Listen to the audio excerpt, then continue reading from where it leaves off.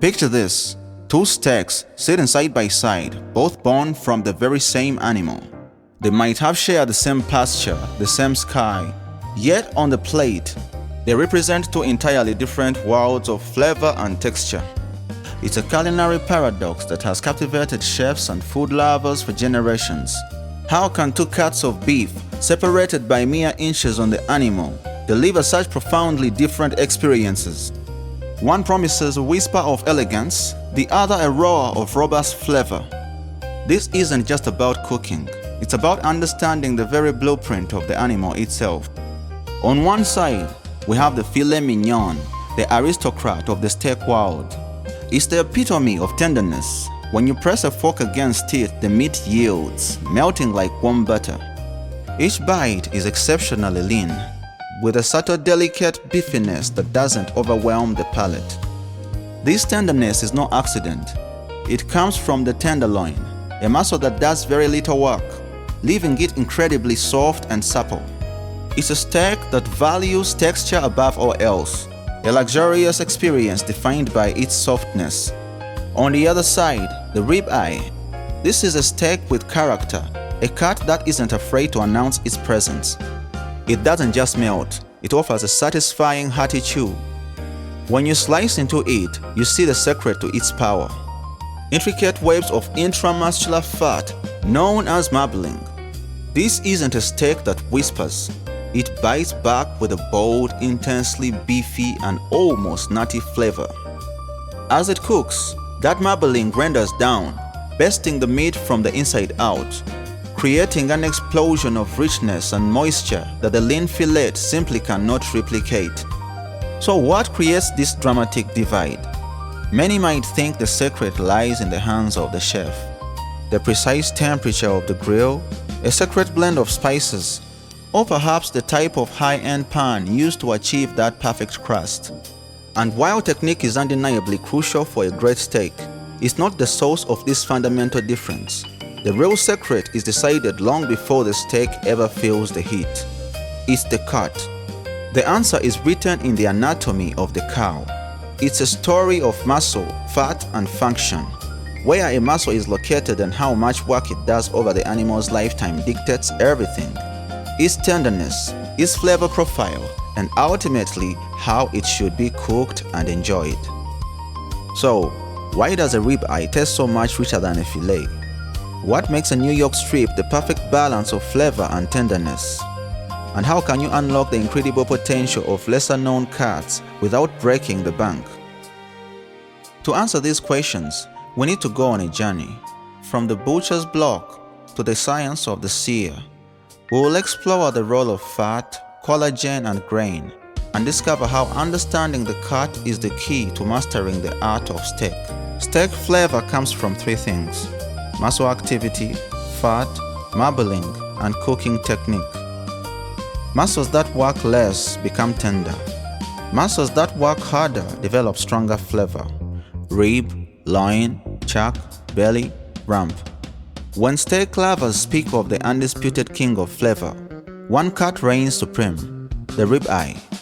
Sourced from the upper rib cage, is primarily composed of the longissimus dorsi muscle. But what truly sets it apart is the spinalis dorsi, or the ribeye cup.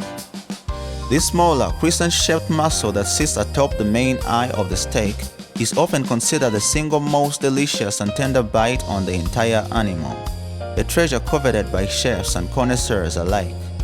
The secret to its legendary status lies in its marbling.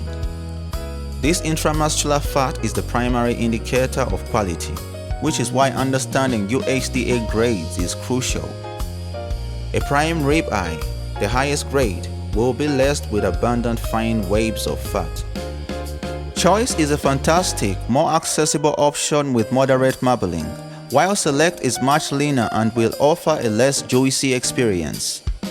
This fat is not just for show, it's a promise of the culinary experience to come. As the steak hits the heat, a magical transformation begins. This intricate network of fat starts to melt or render.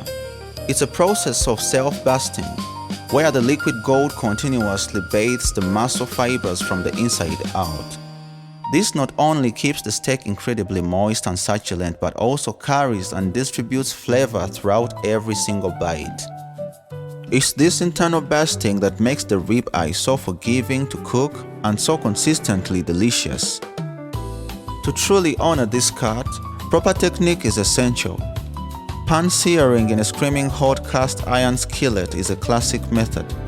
It allows you to achieve a Maillard reaction, a chemical process that creates a deep, savory, golden brown crust.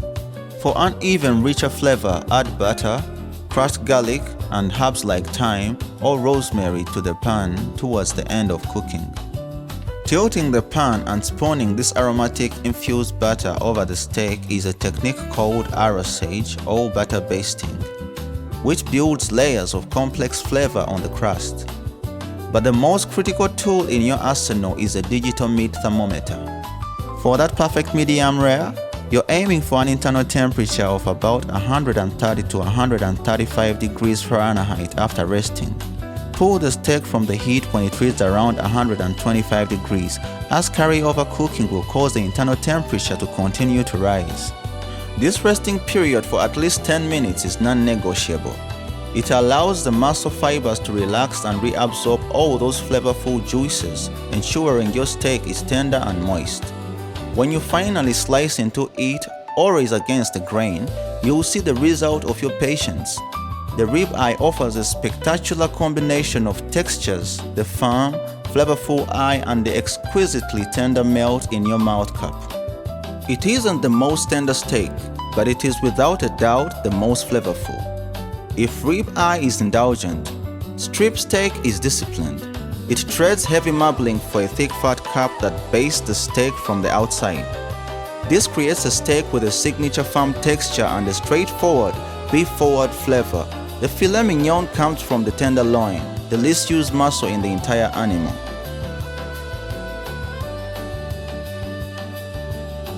Filet mignon sacrifices flavor for tenderness. The T-bone and porterhouse are two steaks in one, featuring both the New York strip and the filet mignon. Interesting fact, porterhouse is basically a T-bone with a much larger filet. Some of the best steaks never appear on restaurant menus.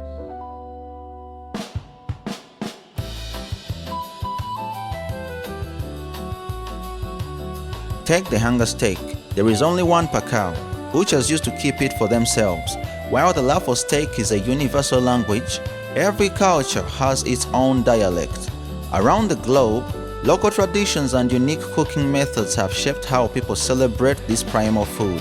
From the Americas to Europe, the simple steak is transformed into a profound expression of place and history.